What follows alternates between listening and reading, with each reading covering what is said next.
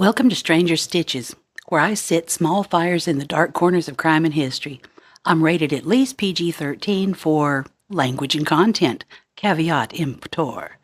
This is not a news story, just an old lady with a crochet hook and a microphone. Sit your shapely ass down and buckle up, Buttercup. Today we take a look into the last words from Death Row. There ain't nothing quite as raw and revealing as what a person says when they know their number's up.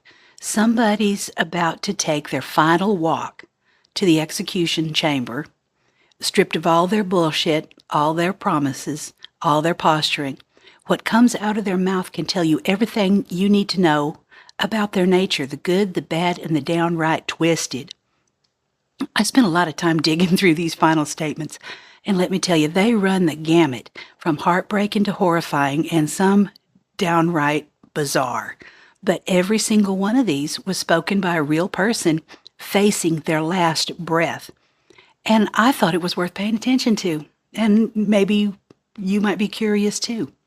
Well, let's start with the ones that giving the world the middle finger. Some folks just can't help themselves. When they're about to meet their maker, they've got to be assholes about it. These are the final statements that make you want to shake your head and wonder what the hell was wrong with them. Take John Wayne Gacy. That sick bastard murdered at least 33 young men and boys and denied knowing how they got in his crawl space. Yeah, denied knowing anything about it. And when they strapped him into that chair, his last words were a real charmer. Kiss my ass. Classy move, right? Here's a man who lured teenagers into his house, abused and tortured them, buried them in his crawl space, and couldn't even muster up an "I'm sorry" toward the families. No, just a big old F you to the world.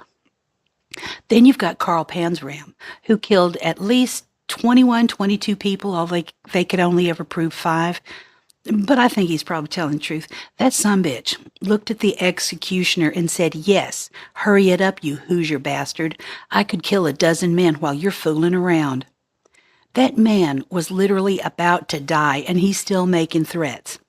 And I'm sure if he could have pulled it off, he would have.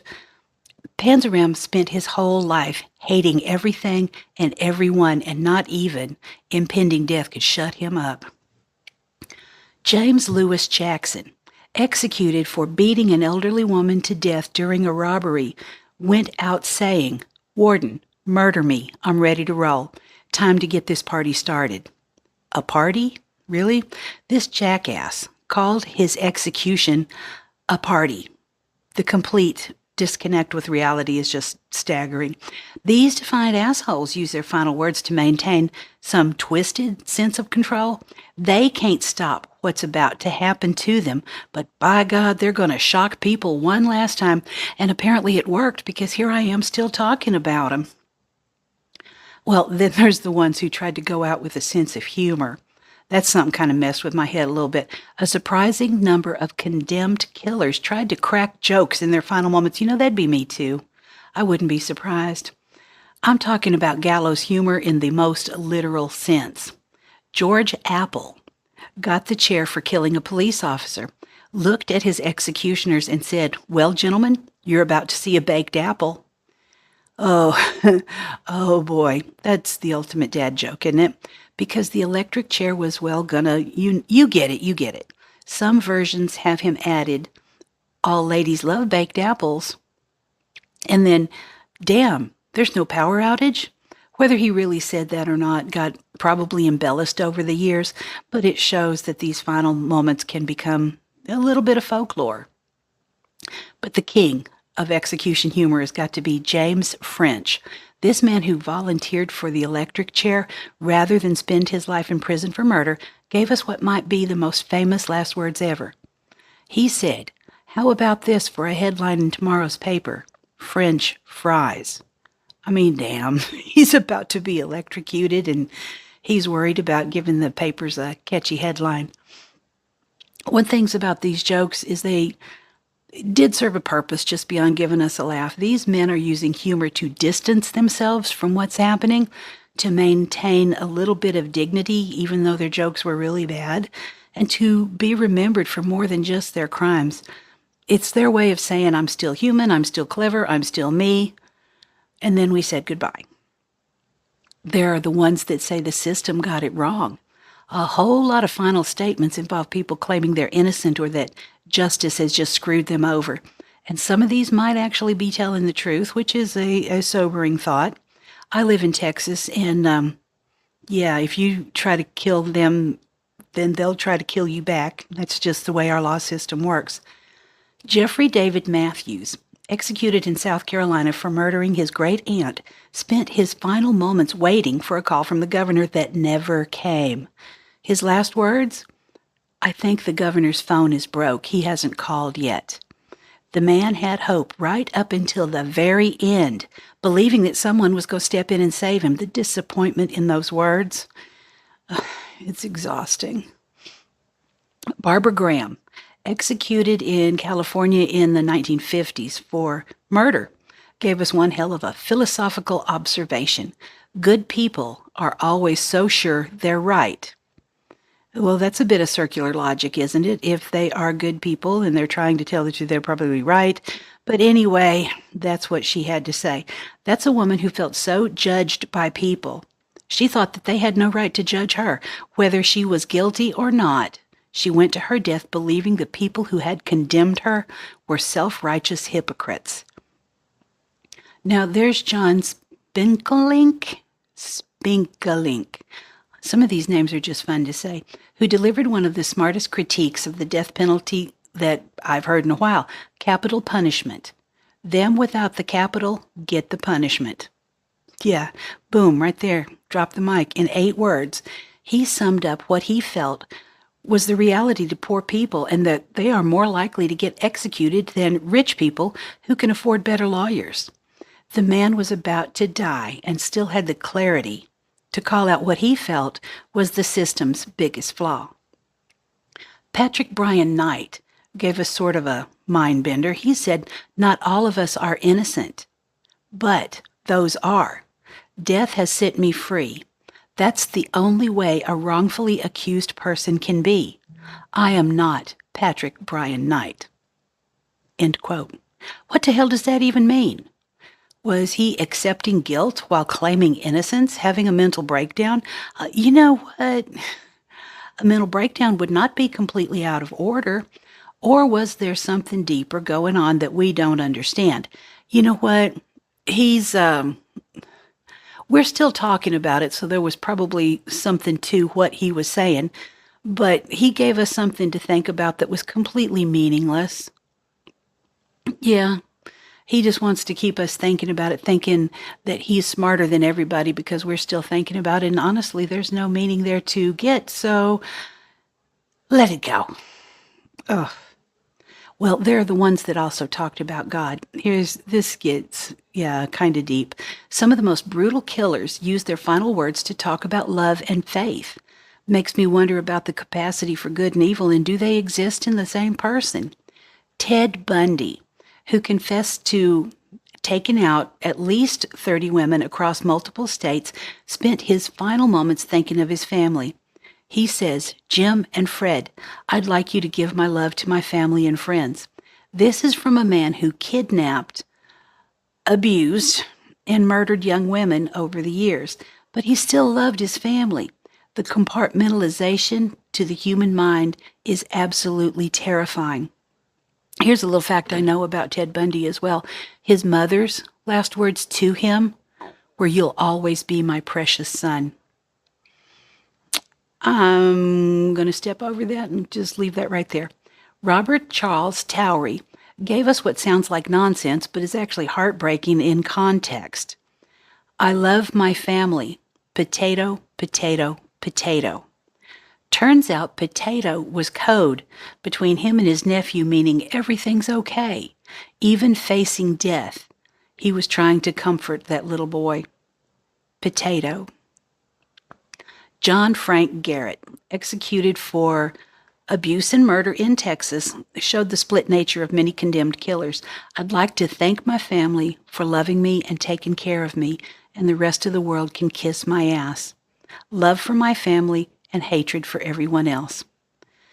Whew, it's people like this that can love and hate with equal intensity. Kimberly McCarthy was the last woman executed in Texas. She turned her death into a religious celebration. "This is not a loss, this is a win," she said. "You know where I'm going. I'm going home to be with Jesus. Keep the faith. I love y'all. Thank you, chaplain." End quote. For her, execution wasn't a punishment, it was a liberation. Her faith transformed her death into something positive for her. Gary Gilmore gave us two of the most famous last words in American history. First, the defiant, "Let's do it," that became a cultural catchphrase. But he also said, "Dominus vobiscum," "the Lord be with you," in Latin, defiant and spiritual at the same time.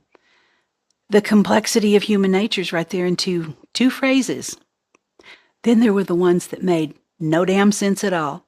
Some of these final statements are just plain weird, and they usually come from people whose minds had already checked out long before the body did. Eileen Wuornos killed 7 men in Florida, went out with a rambling statement about sailing with the Rock and returning like Independence Day with Jesus, and something about the big mothership and I'll be back.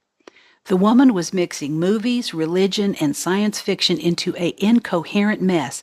She'd been mentally ill her whole life, abused as a child, and by the end, reality and fantasy had just blended together in some big mush in her mind. There's Grover Cleveland Redding, who looked everyone in the eye and said, "I have something to say, but not at this time." What, you're about to die and you're going to keep secrets? Well, we're still talking about him, so his power move worked.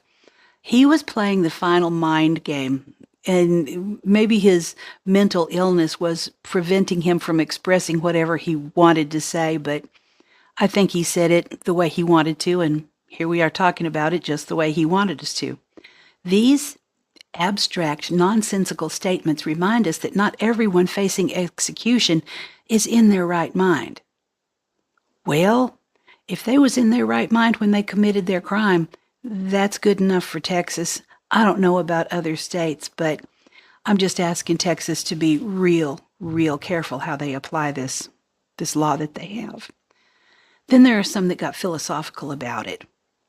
A few condemned killers used their final moments to drop some genuine wisdom, which is both surprising and disturbing coming from murderers. Robert Alton Harris, who murdered 2 teenage boys in California, gave us this gem: "You can be a king or a street sweeper, but everyone faces the grim reaper." The man understood something fundamental about death. It comes for everyone, regardless of who they are or what they've done. There's a truth in that statement that kind of transcends this crime. Timothy McVeigh. He killed 168 people, including 19 children, when he bombed the federal building in Oklahoma City. Didn't speak his last words. Instead, he left a handwritten copy of the poem Invictus by William Ernst Henley, ending with, "I am the master of my fate. I am the captain of my soul." That bastard saw himself as a warrior, not as a terrorist. He was taking responsibility for his action while refusing to show any remorse. I have been to the Oklahoma City Memorial, and if y'all ever get a chance, it is certainly worth seeing, but I suggest you take a box of tissues, because I wasn't 5 minutes into the tour when I started letting the tears roll. Clarence Allen Ray, 76 years old when they executed him in California for murder and conspiracy, went out with, "Hoka hey, it is a good day to die," a phrase from Lakota warrior tradition. The old man was facing his death with the acceptance of someone who'd lived by the warrior code. Rosendo Rodriguez III, executed for abuse and murder in Texas, borrowed from the Bible. "I have fought the good fight. I have run the good race. Warden, I'm ready to join my father." He was framing his life and his death in religious terms, seeing his execution as a transition to something better. These philosophical statements show that even people who've committed terrible crimes can achieve moments of insight about their lives. I'm not sure what insight they got. Maybe it's still denial right to the end. They still think they're going to go to heaven. Okay, well, some forgive in forgiveness. I'm going to also step over that and let it go. Well, it doesn't excuse what they did, but it does remind me of capacity for someone to believe they can be forgiven.